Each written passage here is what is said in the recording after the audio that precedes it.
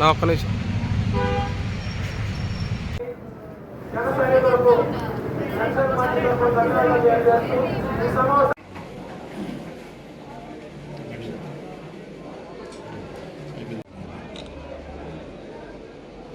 Okay, already మేము print చేసి పంపిస్తున్నాం. ఆల్రెడీ మెటీరియల్ అంతా కూడా జిల్లా మొత్తానికి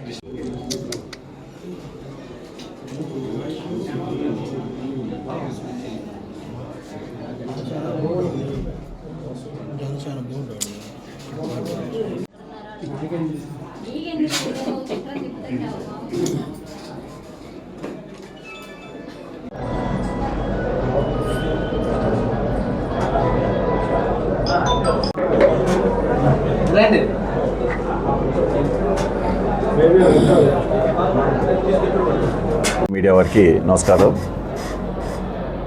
రేపు మార్చి 14వ తారీఖు జనసేన పార్టీ ఆవిర్భావ దినోత్సవం అంటే 12వ ఆవిర్భావ దినోత్సవం ఏర్పాటు చేయబోతా ఉన్నారు. దానికి నర్సాపేట పార్లమెంటరీ సమన్వయకర్తగా పార్టీ నన్ను పంపించడం జరిగింది.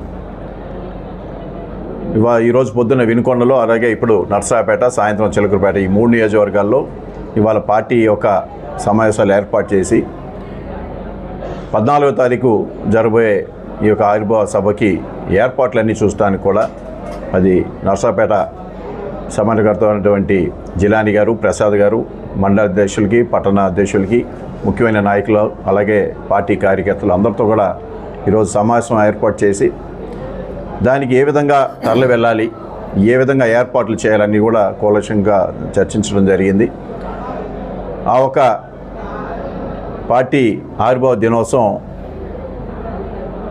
అంతకుముందు జరిగిన ఇప్పటం కానీ లేకపోతే మచిలీపట్నం సమావేశాల కన్నా ఇంకా భారీగా జరగబోతుంది. ఎందుకంటే దీనికి ఒక ప్రత్యేకత ఉంది.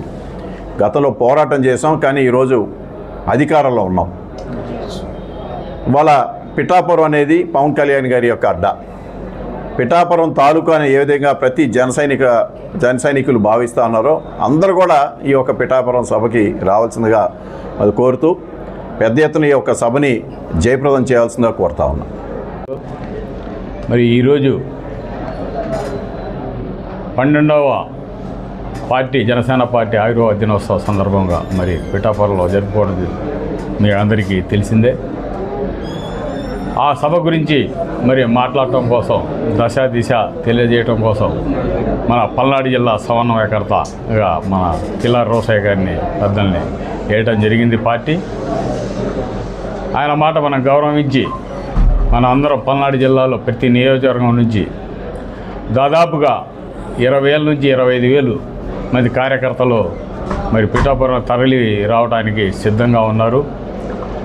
వారికి వసతుల గురించి మాట్లాడడం గురించి దశ చెప్పడం కొరకు మనం మరి సమన్వయకర్త గారు ఇక్కడే నర్సాపేట జనసేన పార్టీ ఆఫీసుకు రావడం జరిగింది. అందరూ కనివిని రీతిలో మరి అనధికారంలోనే మరి ఇప్పటం సభ, మచిలీపట్నం సభ మనం అందరం చూసినాం.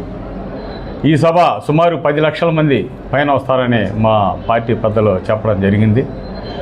కాబట్టి మనందరం నర్సాపేట కానివ్వండి, పరిసర ప్రాంతాల నుంచి కానీ వేలాది మంది కార్యకర్తలు తరలిపోతారని ఆశిస్తున్నాను.